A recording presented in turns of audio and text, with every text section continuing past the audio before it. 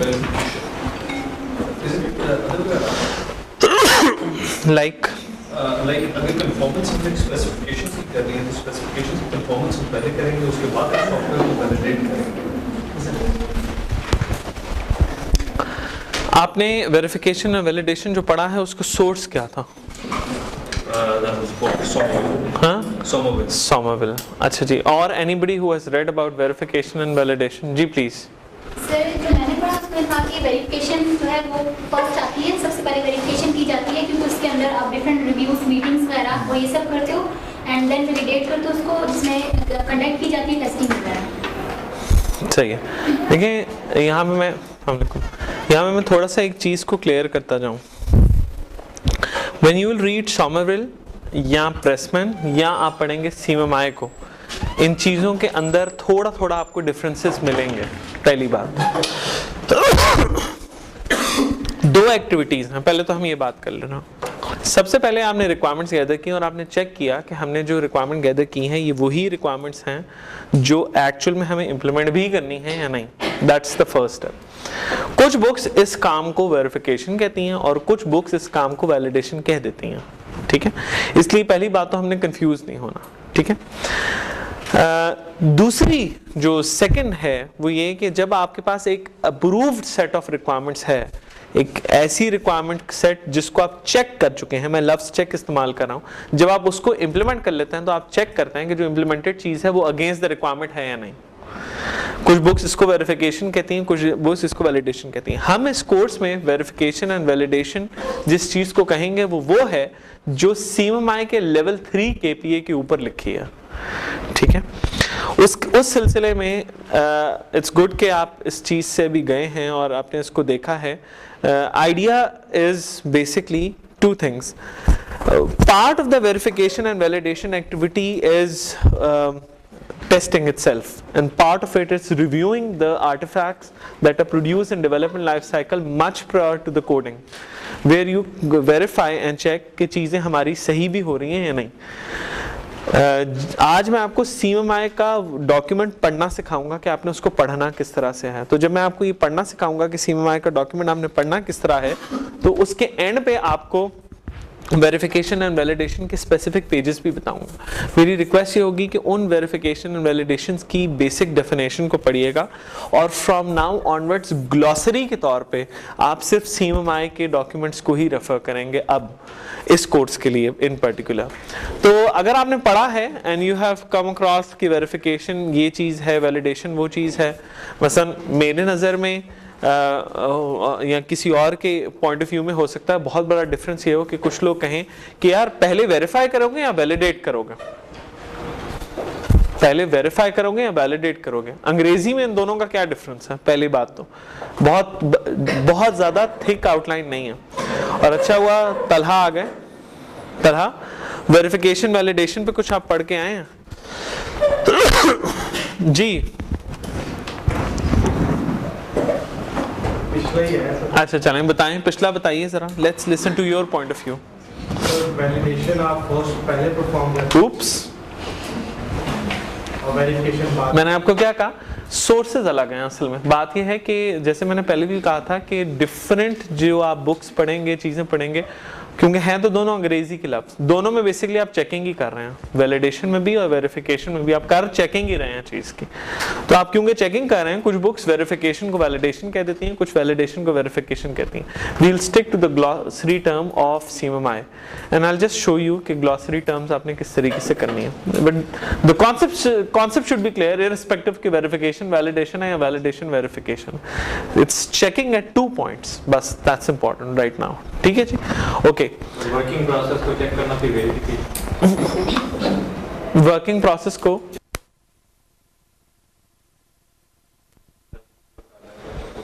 क्या मतलब? Working process से मुराद क्या है आपके? नहीं, वर्किंग प्रोसेस से क्या मुराद है आपके? आपका मतलब यहाँ पे ऑर्गेनाइजेशनल प्रोसेस एसेट्स हैं. तो ऑर्गेनाइजेशनल प्रोसेस एसेट्स से जरा अपना क्वेश्चन को एक्सप्लेन करें थोड़ा सा. सर फॉर एग्जांपल हमने एक प्रोसीजर लिखा हुआ है कि जब भी कोई डेवलप करेगा प्रोग्राम तो उसमें इस तरह से कमेंट्स देगा, इस तरह से वो सेक्शन हैंडल करेगा. तो इस तरह से प्रोसीजर काम करेगा। तो अगर वो हम ये चीजें चेक करेंगे जो डेवलपर है वो इसी प्रोसीजर को फॉलो कर रहा है, ये वेरिफिकेशन। देखिए ये मैं आपको बताऊं, जब आप जिस वेरिफिकेशन एंड वैलिडेशन की आप बात कर रहे हैं ना, ये वो वेरिफिकेशन और वैलिडेशन है ही नहीं जिसकी CMMI बात करता। पहली बात, CMMI जब वेरिफिकेशन वैलिडेशन की बात करता तो स्ट्रिक्टली प्रोडक्ट की बात करता, ठीक है। जब हम इसको आगे पढ़ेंगे ना तो आपको ज्यादा क्लैरिटी आएगी थोड़ी सी, लेकिन एट दिस स्टेज आपका क्वेश्चन का मैं आंसर यूं दूंगा कि हाँ, जब भी आप एक प्रोसेस को बनाते हैं तो सबसे पहले आप ये चेक करते हैं कि वो प्रोसेस रिक्वायरमेंट्स के मुताबिक, ऑर्गेनाइजेशन की रिक्वायरमेंट्स के मुताबिक ठीक भी बना है या नहीं। अगर आपको लगे वो ठीक बना है तो आप उसको लॉन्च करते हैं और फिर चेक करते हैं बाद में कि आया इस प्रोसेस के अंदर कोई वीकनेस तो नहीं है। तो चेकिंग इस केस में भी आप दो जगह पे कर रहे होते हैं, ठीक है। एक बहुत बड़ी प्रॉब्लम सॉफ्टवेयर इंजीनियरिंग की फील्ड के अंदर यह है वर्बोसिटी। मैंने पहले भी शायद इस लफ्ज को बोला था। आपको 10 बुक्स उठाएंगे तो आपको 10 बुक्स में 10 चीजें डिफरेंट नाम से जो मिलेंगी वो एक ही चीज के ऊपर फोकस कर रही हैं। तो we need to make a life a little less complicated than is more complicated, ठीक है जी। ओके, और मोर क्वेश्चंस? सर जो अभी इन्होंने क्वेश्चन किया था ये फिर किस उसमें आता है? नहीं, ये वेरिफिकेशन वैलिडेशन है, this is part of the PPQA actually. इसके लिए कोई हमारे पास स्पेसिफिक नाम नहीं है, उसको वेरिफिकेशन या वैलिडेशन कहने की जरूरत ही नहीं है, ठीक है जी। वेरिफिकेशन को वो QA का प्रोसेस कर रहा था। Which book? That is not a very reliable source actually. इसलिए मैंने आपको बताया ना कि इस तरह से इंटरनेट पे it's always good to learn from everywhere, but हम assertively ये नहीं कह सकते कि ये एक अच्छी सोर्स है, तो उसके ऊपर मैं फिर आगे कमेंट भी नहीं करूँगा। सही है जी। सर मुझे एक थोड़ी सी कंफ्यूजन थी, आपने कहा था software testing is QC and QC is the testing of SRS SPM। मैंने कहा software testing is part of the QC. QC activity is a bit more large as compared to the testing. जी। Yeah. Sir class में आपने micro management का word बोला था, इसको कैसा? वो आज हम वहीं से स्टार्ट करने लगे हैं। और जी एनी क्वेश्चंस? अच्छा, अब ये जो पहले 3 लेक्चर्स गुजरे हैं ना, और आज का लेक्चर गुजरेगा, आज के लेक्चर के एंड पे आप जितना रिलैक्स कर लें। इसके बाद हम CMMI के KPS पे काम शुरू करेंगे और हमारा पहला KPA जो होगा वो होगा रिक्वायरमेंट मैनेजमेंट का, जिसको हम पढ़ेंगे। उसके बाद हम कॉन्फ़िगरेशन मैनेजमेंट पे आएंगे। जब हम कॉन्फ़िगरेशन मैनेजमेंट पे आएंगे तो लेट मी टेल यू कि जिन भी ऑर्गेनाइजेशंस का मैंने आज तक ऑडिट किया है उनमें कॉन्फ़िगरेशन मैनेजमेंट सबसे पहली चीज़ होती है जो हम इम्प्लीमेंट कराते हैं।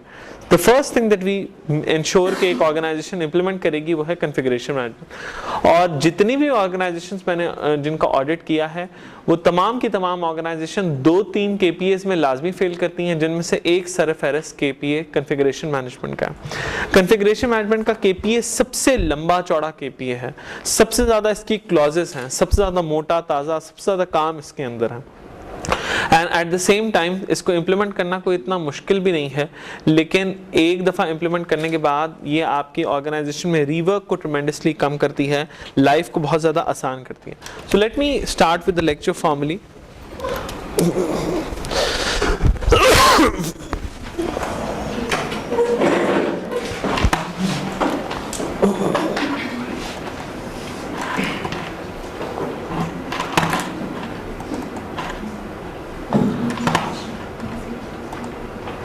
लास्ट टाइम जो डिस्कशन मैंने ख़त्म की थी वो माइक्रो और मैक्रो मैनेजमेंट की है, और इसकी एग्जांपल में जो आपको दे रहा था वो ये थी कि अगर एक ऑर्गेनाइजेशन के अंदर एक सीनियर स्ट्रेटेजिक मैनेजर ये चीज़ चेक करना शुरू कर दे कि मेरे लोग जो हैं उनके डॉक्यूमेंट्स के अंदर क्या वो सही अंग्रेजी लिख रहे हैं या नहीं लिख रहे हैं, तो ये एग्जांपल है एक ऐसे बंदे की जिसको माइक्रो मैनेजमेंट करनी चाहिए और वो कर रहा है माइक्रो मैनेजमेंट।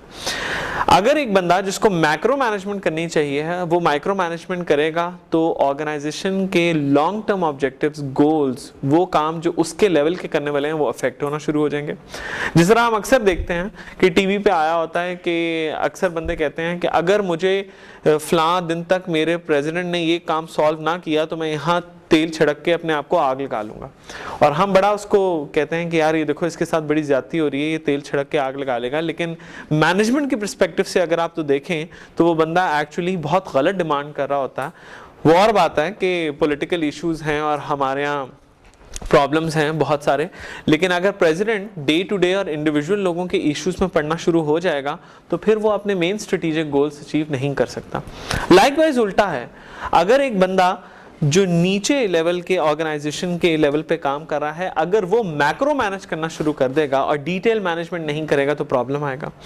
उसके एग्जांपल मैं हमेशा ये देता हूँ और मैं आगे भी इसको जाके डिस्कस करूंगा। हाउ मेनी टाइम्स ऐसा हुआ है आपके साथ कि आपके बॉस ने, जो कि नॉर्मली आप में से सबके बॉस माइक्रो मैनेज ही कर रहे होंगे, I am sure, with an exception of very few, कितनी दफ़ा ऐसा हुआ है कि आपके बॉस ने आपको कोई काम दिया हो और वो खुद भूल जाए? बहुत दफ़ा। और बहुत दफ़ा ऐसा हुआ है कि आपके बॉस को याद रहे लेकिन आपको भूल जाए। तो एट सम स्टेज हो ही रहा है कि आप माइक्रो मैनेज नहीं कर रहे चीज़ों को और आप चीज़ें भूल रहे हैं या काम को उस लेवल तक व्यू नहीं किया जा रहा जिस लेवल तक करना चाहिए। कुछ इंपॉर्टेंट चीज़ें जो पिछले लेक्चर में रह गई थी उसके बाद हम आगे चलेंगे। एक तो सबसे इंपॉर्टेंट है टीम वर्क का ना होना, which is a big problem. Change management का ना होना। अब ये जो चेंज मैनेजमेंट है, ये एरिया CMMI के 2 KPIs एड्रेस करेंगे आगे जाके। एक तो रिक्वायरमेंट मैनेजमेंट का KPI एड्रेस करता और दूसरा कॉन्फ़िगरेशन मैनेजमेंट का KPI एड्रेस करता। चेंज मैनेजमेंट ऑर्गेनाइजेशन के अंदर ना होने की वजह से बहुत ज़्यादा रीवर्क, बहुत ज़्यादा प्रॉब्लम्स होते हैं। इसकी वजह से क्वालिटी बहुत ज़्यादा डिटेरिएट होती है, प्रोजेक्ट की, प्रोसेस की और साथ में प्रोडक्ट की स्पेशली। ये बात याद रखिएगा कि जब आप क्वालिटी कंट्रोल के अंदर हैं तो आपका चेंज मैनेजमेंट का पर्सपेक्टिव सिर्फ इस हद तक लिमिटेड है कि प्रोजेक्ट के डिफरेंट आर्टिफैक्ट्स में चेंज आने से आपके प्रोजेक्ट के ऊपर क्या रिपरकशन हुई प्रोजेक्ट के ऊपर। लेकिन जब आप क्वालिटी इंजीनियरिंग के अंदर हैं तो आपने यहाँ पे ना सिर्फ ये चीज़ देखनी है कि प्रोजेक्ट के ऊपर क्या असर होगा, मगर अगर आप प्रोसेस को चेंज करते हैं किसी को, तो आप प्रोसेस को चेंज ऐसे नहीं कर सकते कि एक दिन उठे और आपने OPS को अपडेट कर दिया या आपने ऑर्गेनाइजेशन के तमाम प्रोसेसेस प्रोसीजर्स को अपडेट कर दिया। मगर इसकी वजह ये है क्योंकि ये जो अपडेशन का इटसेल्फ प्रोसेस है ये भी होता है। In other words, change management का प्रोसेस प्रोजेक्ट लेवल के अंदर भी काम कर रहा है और ऑर्गेनाइजेशन लेवल के ऊपर भी काम कर रहा है। क्वालिटी इंजीनियर वाले भी इसको इस्तेमाल करेंगे और QC वाले भी इस्तेमाल करेंगे इस चीज़ को।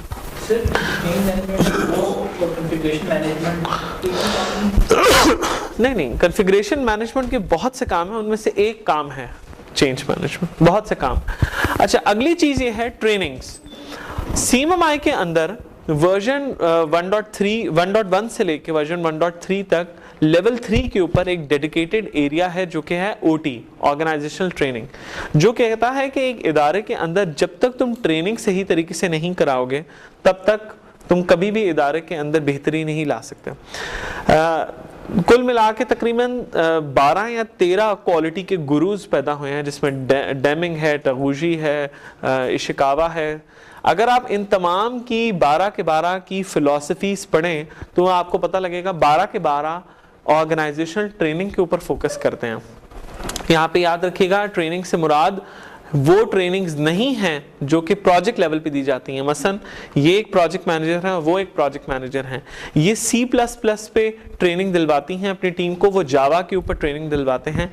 ये ट्रेनिंग हमारे कंसर्न नहीं है। हमारा कंसर्न है ट्रेनिंग दिलवाना लोगों की फॉर जर्नल मैनेजमेंट। जैसे अगर लोगों को ट्रेनिंग दी जाए कि आपकी ऑर्गेनाइजेशन में चेंज मैनेजमेंट किस तरह से होगी या आपकी ऑर्गेनाइजेशन के अंदर सप्लायर्स को किस तरीके से मैनेज किया जाएगा, ये एक कॉमन ट्रेनिंग है जिनकी यहाँ पे बात हो रही है। फिर स्टाफिंग और रिक्रूटमेंट में बहुत फर्क है। Can anybody tell me what's the difference between staffing and recruitment?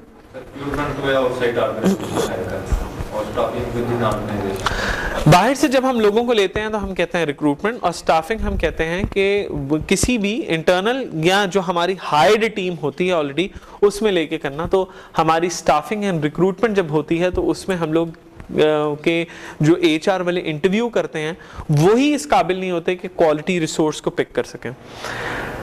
मैंने जितनी भी इंटरनेशनल ऑर्गेनाइजेशंस के साथ काम किया और मैंने जितने भी गोरे चीनी जितने भी लोगों के साथ काम किया, मैंने उनकी एक प्रैक्टिस देखी कि सबसे पहला इंटरव्यू वो जो करते हैं वो पर्सनालिटी चेक करने का। नंबर 5, जब उनको लगता है कि किसी बंदे की पर्सनालिटी ठीक है और हमारे लिए ठीक है, सूटेबल है हमारी ऑर्गेनाइजेशन के लिए, तब वो उससे अगली बात करते हैं और पूछते हैं कि तुम टेक्निकली ठीक हो या नहीं। हमारे यहाँ उल्टा होता, हम पहले टेक्निकल एग्जामिनेशन लेके ये चेक कर लेते हैं बंदा जावा में अच्छा है या नहीं, फिर हम उसको हायर करते हैं।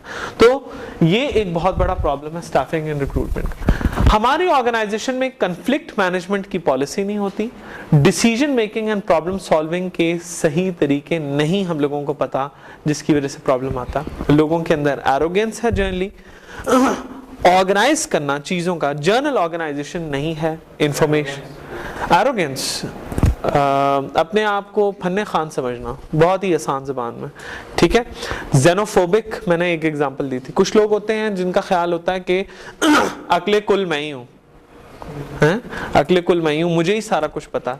वो ज़रा एरोगेंट का शिकार ज़्यादा हो जाता है। इंफॉर्मेशन हाइड करना, जॉब रोटेशन का एक्सेसिव होना। जॉब रोटेशन ये कि आज एक डेवलपमेंट टीम में है बंदा, कल उठा के मैंने उसको टेस्टिंग में डाल दिया, परसों कहीं पे डाल दिया, परसों कहीं पे डाल दिया। और जॉब एनलार्जमेंट, ये जॉब एनलार्जमेंट हमारे इसलिए होता है क्योंकि जब हम लोग ऑर्गेनाइजेशन से लोग छोड़ के जाते हैं तो हम अपनी एग्जिस्टिंग रिसोर्स के ऊपर रिस्पॉन्सिबिलिटी बढ़ा देते हैं। जब ये दो चीज़ें होती हैं तो सबसे इंपॉर्टेंट प्रॉब्लम जो ऑर्गेनाइजेशन के अंदर होता है कि आपके जो प्रोसेसेस हैं वो स्टेबल नहीं रहता, क्योंकि पहले प्रोसेस एक डेडिकेटेड रोल रिस्पॉन्सिबिलिटी के साथ एक बंदा कर रहा था, अब आपने रोल एंड रिस्पॉन्सिबिलिटीज चेंज कर दी है। क्योंकि आपने रोल एंड रिस्पॉन्सिबिलिटी चेंज कर दी है, इसलिए आपके प्रोसेसेस चेंज हो गए। मुझे याद है मेरी ऑर्गेनाइजेशन के अंदर एक दफ़ा डायरेक्टर मार्केटिंग जो है उसको हटा दिया गया।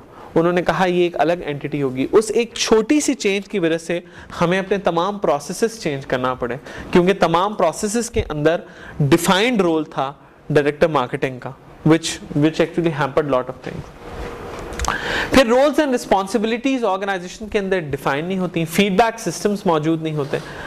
ये बात मैं पहले भी कर चुका हूं कि क्वालिटी मैनेजमेंट की एक्सपर्टीज ना होना, सप्लायर्स भी क्वालिफाइड नहीं होते, वेंडर्स भी क्वालिफाइड नहीं होते। सप्लायर्स और वेंडर्स में फर्क है। जो बंदा आपके प्रोडक्ट का पार्ट आपको सप्लाई कर रहा है वो आपका वेंडर है। अगर आपकी ऑर्गेनाइजेशन के अंदर कोई कागज सप्लाई कर रहा है तो वो आपका सप्लायर है। ये टर्म इस कोर्स के अंदर हम एज इट इज यूज करेंगे वेंडर और सप्लायर्स की, ये बात याद रखिए। इशू मैनेजमेंट का ना होना, जैसे मैंने कहा बहुत से इशू आपके बॉस ने आपको रिपोर्ट किए और वो इशू अननोन रह गए, ठीक है। यहां मैं एक छोटी सी एग्जांपल देना चाहूंगा जो कि आप अप्रिशिएट करेंगे या नहीं। सपोज मैंने आज एक स्टूडेंट को कहा कि यार तुम एक काम करना कि तुम फलां डॉक्यूमेंट लेके मेरे पास आ जाना, उस डॉक्यूमेंट को ले जाके तुम साइन करा देना फलां बंदे से, फिर मुझे ला के देना, और उसके बाद तुमने ये करना है कि वो स्टूडेंट फेयर्स में उसकी कॉपी सबमिट करा देनी है। अब एक स्टूडेंट मेरे पास आया, उसने मुझसे साइन कराया और वो चला गया, लेकिन उसने आगे का काम नहीं किया और मैंने भी ट्रेसेबिलिटी नहीं की उसकी।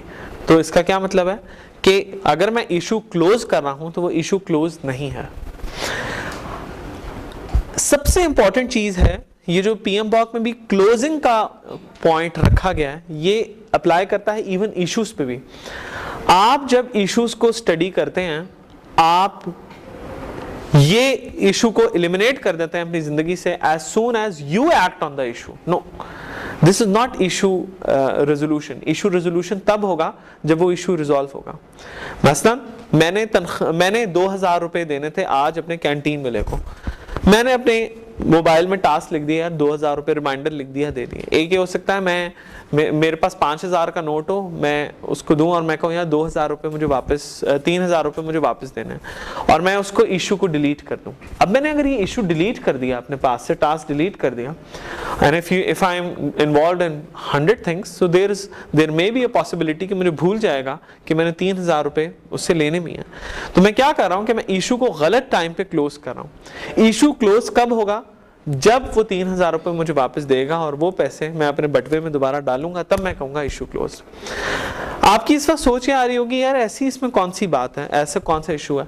तो आपको पता लगेगा कि जब आप आज जाएंगे और जाके जरा सा इस पे सोच विचार करें और देखेंगे तो आपको पता लगेगा कि हम लोग इश्यूज को सिर्फ उस हद तक अपने पास रखते हैं जिस हद तक हमने उस पर एक्ट करना, और हमें नहीं पता होता कि वो इशू आगे रिजॉल्व हुआ है या नहीं। नतीजतन ये कि वो इशू रिपेल बैक होके हमारे पास आते हैं सूनर और लेटर।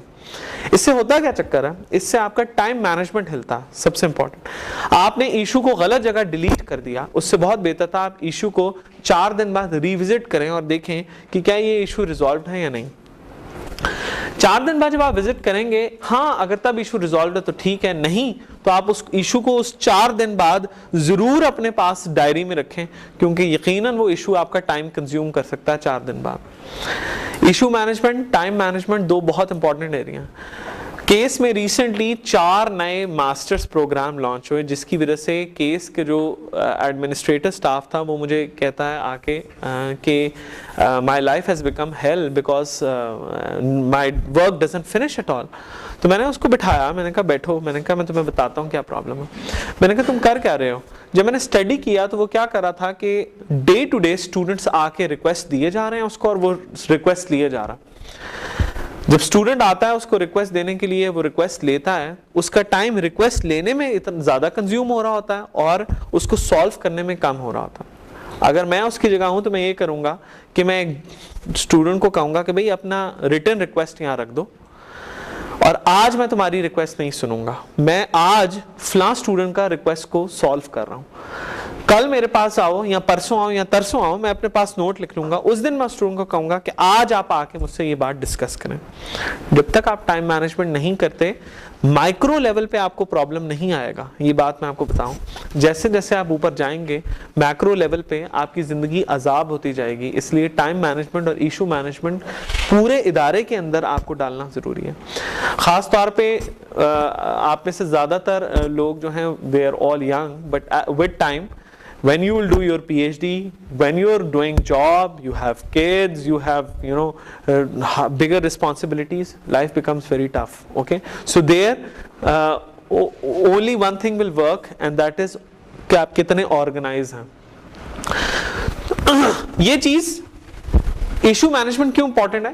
क्वालिटी वाले इश्यूज रिपोर्ट करते हैं। अगर आपकी ऑर्गेनाइजेशन के अंदर इशू मैनेजमेंट करने का सही तरीका नहीं है तो होगा क्या कि वो क्वालिटी के इश्यूज जो आपने रेज हुए हैं डिफरेंट जगह से, वो अनएड्रेस रह जाएंगे और there will be big lapse, big problem. तो आगे जाके मैं आपको एक KPA है उससे इशू मैनेजमेंट को केटर करना भी सिखाऊंगा। फिर इंजीनियरिंग प्रोसेस ग्रुप्स का ठीक ना होना, इंटरनल इन्फ्लुएंसेस होना लीडर्स के ऊपर, डिफरेंट एम्प्लॉय के पर्सनल इश्यूज बहुत दफ़ा प्रॉब्लम क्रिएट कर देते हैं, इग्नोरेंस, लोग बाजू का रूड भी होंगे।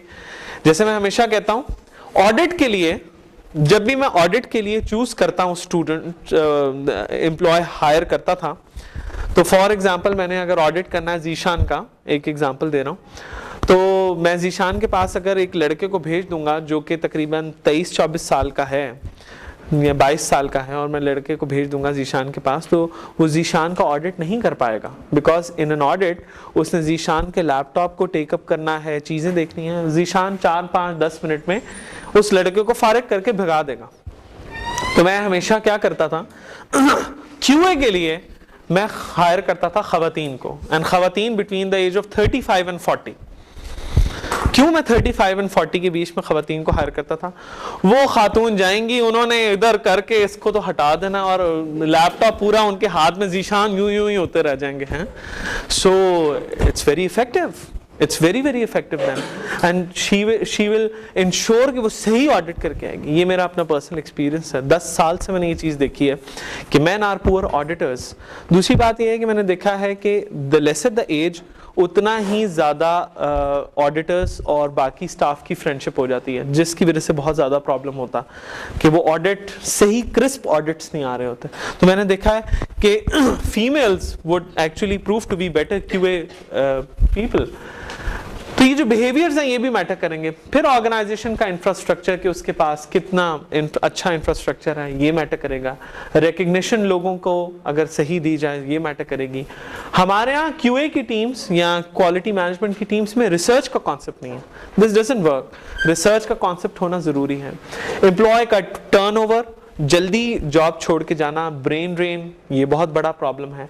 और क्वालिटी के सब फंक्शंस जो कि मैं आपको पढ़ा चुका हूं उनका सही समझ ना आना। क्वालिटी का जो डिपार्टमेंट है ऑर्गेनाइजेशन के अंदर, it should always be under the CEO। That's it. It is not going to be. एक इदारे के अंदर मैं गया तो मैंने उससे पूछा कि ऑर्गेनाइजेशन का एक प्रोजेक्ट मैनेजर था और क्वालिटी मैनेजर उसके अंदर रिपोर्ट कर रहा था. We did not proceed ever for the audit. Why? Because this is not possible कि एक बंदा अपने बॉस का ऑडिट करेगा. नेवर. तो हम कहते थे क्वालिटी का डिपार्टमेंट बिल्कुल साइड पे है. It is not involved in any other activity and works directly under the influence of the CEO. Resource conflicts, legal issues बहुत दफ़ा आ जाते हैं, बहुत ज़बरदस्त. क्वालिटी मैनेजर्स को कॉन्ट्रैक्ट्स के बारे में अच्छा पता होना चाहिए क्योंकि कॉन्ट्रैक्ट से डील करना पड़ता. हमारे मुल्क में क्वालिटी का लिटरेचर, ख़ासतौर पे सॉफ्टवेयर क्वालिटी का लिटरेचर अवेलेबल नहीं है. लोग जो हैं उनको क्वांटिटेटिव नहीं क्वालिटेटिव बातें करने का शौक है, जिसकी वजह से प्रॉब्लम्स होते हैं. एक्सटर्नल इंफ्रास्ट्रक्चर बैरियर्स हैं, जैसे फॉर एग्जांपल आपके लिमिटेड फंड्स या फंडिंग वगैरह बहुत लिमिटेड है ऑर्गेनाइजेशंस के लिए, विच प्रॉब्लम, और जर्नल मिसमैनेजमेंट. ये वो कुछ बैरियर्स हैं जिनके बारे में मैंने पिछली दफ़ा डिस्कस करना था. लीगल इश्यूज़ की मसलन फॉर एग्जांपल आप क्वालिटी मैनेजर हैं तो सबसे इंपॉर्टेंट तो आपके पास लीगल इशू ये है कि आपको कॉन्ट्रैक्ट को वेट आप करेंगे एंड में. तो उसके अंदर ढेर सारे जो लीगल इश्यूज हैं वो आपको देखने हैं. तो कितने क्वालिटी मैनेजर्स इस वक्त पाकिस्तान में ऐसे हैं जो कॉन्ट्रैक्ट पढ़ सकते हैं? ये एक बहुत बड़ा प्रॉब्लम है. ठीक है जी. सर आपने कहा कि क्वालिटी नहीं है, सिर्फ वो रिसर्च करें. क्वालिटी एश्योरेंस वाली सारी क्वालिटी के तमाम टीम अपनी अपनी जगह पे रिसर्च करेगी. कैसे? What is research? वो स्पेसिफिक डिफरेंस क्या होगा? क्वालिटी इंजीनियरिंग वालों ने जो सारा प्रोसेस बनाना है सारा, उन्होंने प्रोसेस इंप्रूवमेंट करनी है. उनको रिसर्च करनी पड़ेगी कि कौन सा प्रोसेस किस तरीके का बनाएंगे तो बेहतरी आएगी ऑर्गेनाइजेशन में. क्यूए वाले रिसर्च करके ये बताएंगे कि कहाँ पे एग्जैक्ट प्रॉब्लम्स लाए कर रहे हैं. अलग अलग हर किसी का एलिमेंट है, लेकिन रिसर्च ज़रूर होनी चाहिए है इसके. अच्छा, अब मैं थोड़ा सा आपको कुछ चीज़ें दिखाना चाहूँगा आगे जाने से पहले. ये CMMI का CMMI बाय द वे हर किसी ने याहू ग्रुप्स अपलोड मैंने किया है, चीज़ें वगैरह देखा है आप लोगों ने याहू ग्रुप्स? Okay right. ये देखिए जी, ये CMMI का डॉक्यूमेंट है फॉर एक्विजिशन. ठीक है, आपने CMMI का डॉक्यूमेंट यूज़ करना है डेवलपमेंट के लिए. इस कोर्स में मेनली आप डेवलपमेंट के लिए पढ़ेंगे. अब ज़रा मैं थोड़ा सा आपको यहाँ पे बताता जाऊँ टेबल ऑफ कंटेंट्स पे जाके कि आपने करना क्या होगा. By the end of this course, by the end of this lecture today, you should actually go through the chapter number 1 of the book. Chapter number 1 आपको पूरे का पूरा पढ़ लेना है. ठीक है, और ये जो चैप्टर नंबर 2 है ये आज मैं तकरीबन पूरे का पूरा इसको पढ़ा दूंगा. आपने सिर्फ करना ये है, इसकी रीडिंग करनी है. This is not too many pages, very few pages, about 10 or 11 pages maybe, right? ये 2 चैप्टर्स आप लोगों ने करने हैं. ये जो पहले 2 चैप्टर्स हैं, चैप्टर नंबर 1 वो इंट्रोडक्शन बता रहा है CMMI की, एवॉल्व किस तरह से किया, CMMI का फ्रेमवर्क क्या है, CMMI फॉर डेवलपमेंट क्या है. ये मैं आपको पिछले लेक्चर में पूरे का पूरा बता चुका हूँ. जो पार्ट 2 है वो है आपको बताता वो बातें जो कि आज मैं आपको थोड़ी सी बताऊंगा कि CMMI किस तरीके से स्ट्रक्चर्ड है. CMMI KPS के ऊपर काम करता और हर KPA के अंदर 2 चीजें लिखी होती हैं, एक स्पेसिफिक गोल्स और एक होते हैं जेनेरिक गोल्स. इनको हम GGs कहते हैं और इसको हम कहते हैं स्पेसिफिक गोल्स, SGs. SGs के अंदर हमारी स्पेसिफिक प्रैक्टिसेस लिखी होती हैं और GGs के अंदर हमारी जेनेरिक प्रैक्टिसेस लिखी होती हैं.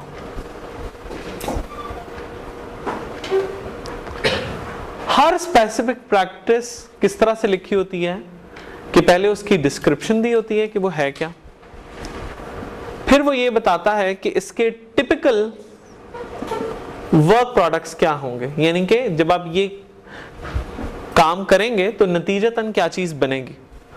और तीसरी चीज वो आपको बताता है कि इसकी सब प्रैक्टिसेस क्या हैं.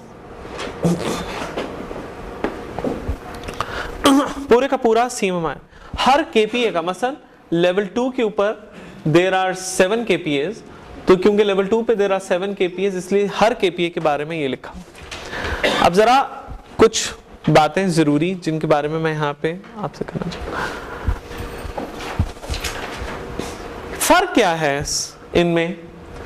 टिपिकल वर्क प्रोडक्ट क्या चीज है वो तो मैं आपको बता चुका हूं कि जब भी हम कोई काम करते हैं उसके नतीजे में कोई वर्क प्रोडक्ट बनेगा उसको हम कहेंगे टिपिकल वर्क प्रोडक्ट। डिस्क्रिप्शन भी समझ आती है हमें, डिस्क्रिप्शन से क्या मुराद। जब हम कहते हैं सब प्रैक्टिस, इसका मतलब है ये एक काम है लेकिन इस काम को कंप्लीट करने के लिए डिटेल्ड काम 3 भी हो सकते हैं, 4 भी हो सकते हैं, 5 भी हो सकते हैं, 6 भी हो सकते हैं। अब यहां पे आपको एक इंटरनल बात बताऊं। इन एक्चुअल जब मैं ऑडिटर के तौर पे जा रहा हूं किसी ऑर्गेनाइजेशन के अंदर, तो मैं सबसे पहले इन सब प्रैक्टिसेस को जाके देखूंगा और मैं ये देखूंगा कि इन सब प्रैक्टिसेस में कितनी सब प्रैक्टिसेस ऐसी हैं जो कि एक इदारा कर रहा है। कम से कम उसको एक तो करनी है, कम से कम उसको एक तो करनी है। और ये रूल चेंज होता रहता है हर दफा। मतलब 1.1 के अंदर ये रूल था कि एक प्रैक्टिस तो करनी ही करनी है तुमने, कम से कम एक प्रैक्टिस करोगे तो मैं ये कहूंगा कि ये स्पेसिफिक प्रैक्टिसेस SP 1.1 जो भी है ये हो रही है। लेकिन ये बात आपने एज क्वालिटी मैनेजर भूल जानी है जो मैंने अभी बताई है। एज क्वालिटी मैनेजर आपने करना ये है कि आपने इंश्योर करना है कि ये सारी की सारी सब प्रैक्टिसेस हों, क्योंकि नॉर्मल टेंडेंसी इज कि जब आप किसी से 7 सब प्रैक्टिसेस करने को कहेंगे तो आपकी ऑर्गेनाइजेशन 2 करेगी, इससे ज्यादा नहीं करेगी, 2 या 3 करेगी मैक्सिमम। अब अगर एक ऑर्गेनाइजेशन सारी सब प्रैक्टिसेस कर रही होती है तो हम उसे कहते हैं फुली इंप्लीमेंटेड, थोड़ी कम करती है तो हम कहते हैं लार्जली इंप्लीमेंटेड, उससे कम करती है तो पार्शली इंप्लीमेंटेड, उससे कम करती है तो हम कहते हैं नॉट इंप्लीमेंटेड। अगर किसी ऑर्गेनाइजेशन ने अपनी किसी स्पेसिफिक प्रैक्टिस को पास कराना है तो इट इज इंपॉर्टेंट कि वो सब प्रैक्टिसेस में से इतनी सब प्रैक्टिसेस करे कि पार्शल से ऊपर ऊपर रहे। अगर आपने एक भी पार्शल कर ली तो आप इसको फेल कर जाएंगे। अगर आपने इसको फेल किया तो आप इसको फेल कर गए, अगर आपने इसको फेल किया आप इसको फेल कर, अगर आपने इसको फेल किया पूरा ऑडिट फेल कर गए। It is very very very strict. Okay, so you need to first of all understand this. तो यहां पे उसने आपको बताया हुआ है कि required expected of informative components क्या हैं। इनमें से जिस तरह मैंने आपको कुछ बताया, कुछ रिक्वायर्ड कंपोनेंट्स हैं, जैसे रिक्वायर्ड कंपोनेंट्स हैं जरूरी चीजें, कुछ हैं एक्सपेक्टेड कंपोनेंट के रिक्वायर्ड नहीं है लेकिन एक्सपेक्टेड हैं कि होने चाहिए, और कुछ इंफॉर्मेटिव हैं जिस तरह आपको कुछ जगह जगह पे वो डिस्क्रिप्शन के अंदर मजीद गाइडलाइंस भी देगा, तो वो इंफॉर्मेशन एक्सप्लेनेशन डिस्क्रिप्शन को एनहांस करने के लिए लिखा हुआ है उसने। अब SGs और जेनेरिक गोल्स में क्या फर्क है?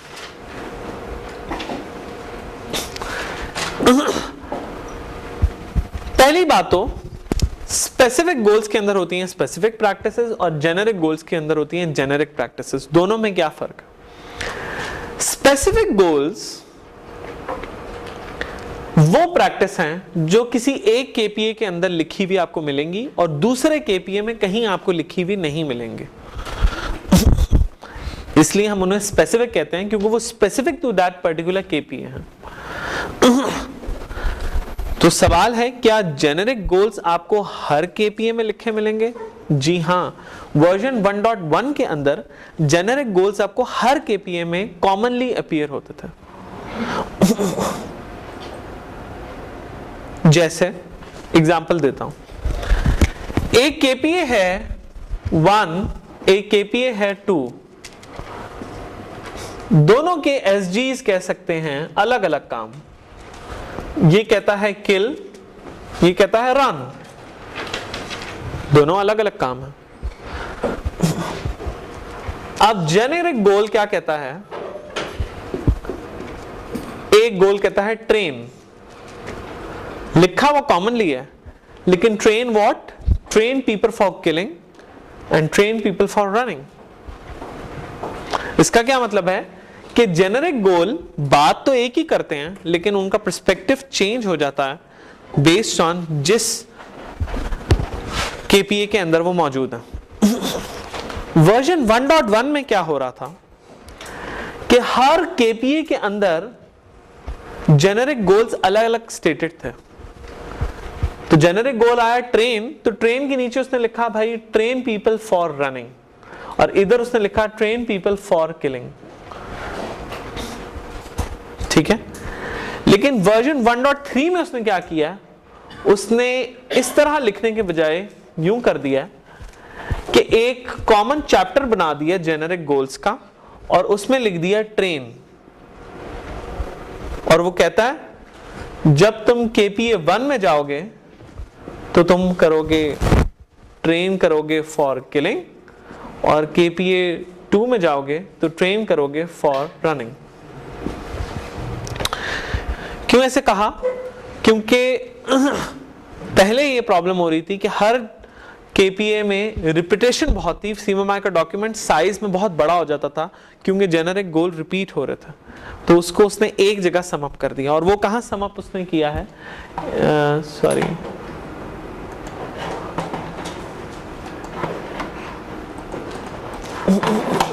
वो उसने कहाँ सम अप किया है, इधर देखिएगा,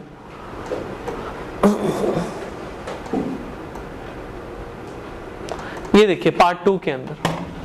पार्ट 2 जो है पेज 63 से जो शुरू होता है और आगे चलता है, ये पूरे का पूरा आपका जेनेरिक गोल्स के ऊपर बात करता है। पहले जेनेरिक गोल्स के ऊपर बात करता है यहां से लेके यहां तक, और फिर आगे से यहां से कॉजल एनालिसिस एंड रेजोल्यूशन, ये आपके केपीएस शुरू होगा। ठीक है, okay, is everybody clear about this? Is everybody clear about this? In other words, आपको इस कोर्स में ज्यादा फोकस केपीएस पे करना पड़ेगा और केपीएस पे आपका ठीक ठाक टाइम जाएगा, ये मैं आपको बता दूं। तो अगर मैं इस बुक के टेबल ऑफ कंटेंट पे आऊं तो ये कहता है पूरे के पूरे आपको बताता है प्रोसेस एरिया क्या है, पर्पस स्टेटमेंट क्या है, इंट्रोडक्टरी नोट्स, हर केपीए के बारे में बता रहा है कि इसके अंदर डिफरेंट चीजों के अंदर मैंने क्या कुछ लिखा है। फिर उसके बाद वो आपको बताता है कि डिफरेंट लेवल्स क्या हैं, जैसे मैंने पिछले लेक्चर में बात की, कंटिन्यूस और स्टेज रिप्रेजेंटेशन क्या है, कैपेबिलिटी लेवल्स क्या है, मैच्योरिटी लेवल्स क्या हैं, ये सब बातें मैं आपको समझा चुका हूं। अब आपको इसको बहुत ज्यादा डिटेल में जाने की जरूरत नहीं है, लेकिन ऊपरी ऊपरी आपको देखने की जरूरत है। And by the way till here it is just 37 pages, not much, just 37 small pages, कोई इतना लंबा चौड़ा नहीं है। अच्छा, ये जो है चैप्टर अभी आप नहीं समझ सकेंगे, chapter 4 which is relationship among process areas, क्योंकि मैंने अभी तक आपको प्रोसेस एरियाज पढ़ाए ही नहीं है। जब हम प्रोसेस एरियाज पढ़ेंगे तो आपको पता लगेगा कि यार डिफरेंट प्रोसेसेस का आपस में रिलेशनशिप क्या है। जैसे फॉर इंस्टेंस एक प्रोसेस एरिया कॉन्फ़िगरेशन मैनेजमेंट, जिसका रिलेशनशिप हर प्रोसेस एरिया से कैसे है अभी नहीं मैं बताऊंगा, मैं in the classes to come मैं बताऊंगा। तो अगर मैं आपकी जगह हूं तो 61 पेज तक एक्सेप्ट द चैप्टर नंबर 4 मैं, विच इज हार्डली 50 पेजेस, मैं इनकी रीडिंग नेक्स्ट टाइम तक कर लूंगा जर्नली। लेकिन जर्नली रीड करना है आपने इसको समझ के रीड करना है, आपने इसको कुछ रेक्टिफिकेशन करने की बिल्कुल भी जरूरत नहीं है। Okay, is this clear to everybody?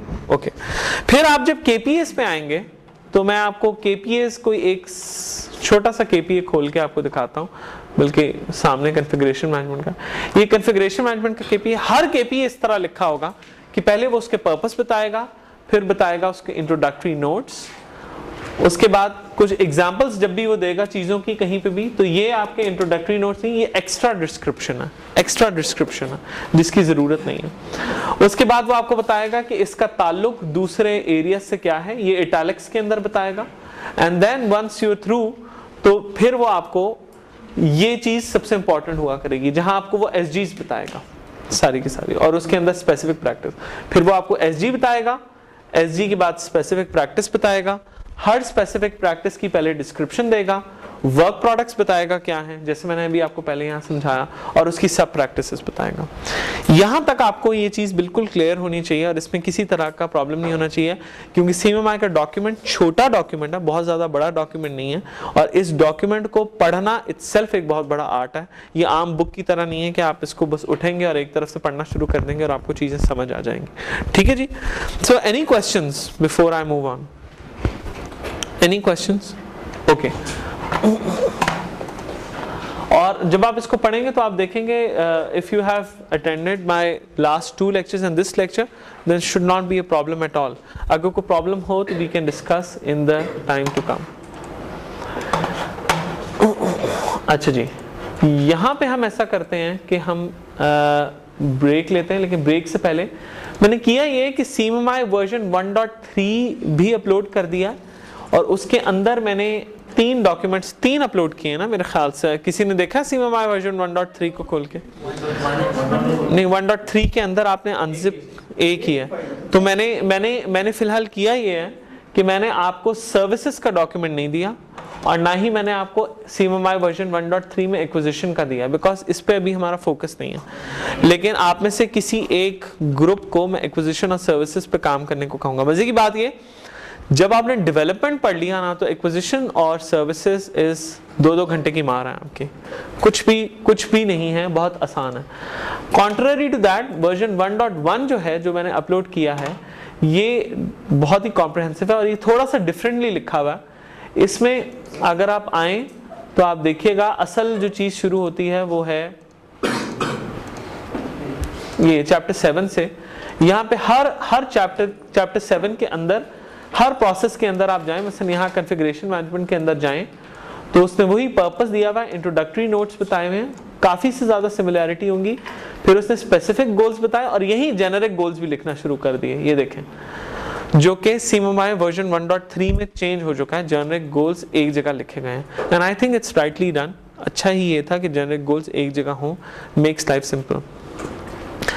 कुछ ऑर्गेनाइजेशंस जिनके अंदर मैं ऑडिट करने जाता हूं तो मैं देखता हूं कि वो लोग अपनी स्पेसिफिक प्रैक्टिसेस इंप्लीमेंट कर लेते हैं, लेकिन GPs को वैल्यू नहीं करते हैं। अगर आपकी हर प्रोसेस एरिया के अंदर तकरीबन 11 या 12 GPs हैं, और अगर आपकी एक भी जर्नल प्रैक्टिसेस नहीं हो रही तो आपका CMMI नहीं हो रहा। आप ये नहीं कह सकते कि मैंने CMMI कर लिया है, you can fail due to GPs। तो जर्नल प्रैक्टिसेस उतनी ही इंपॉर्टेंट हैं जितनी स्पेसिफिक प्रैक्टिसेस हैं।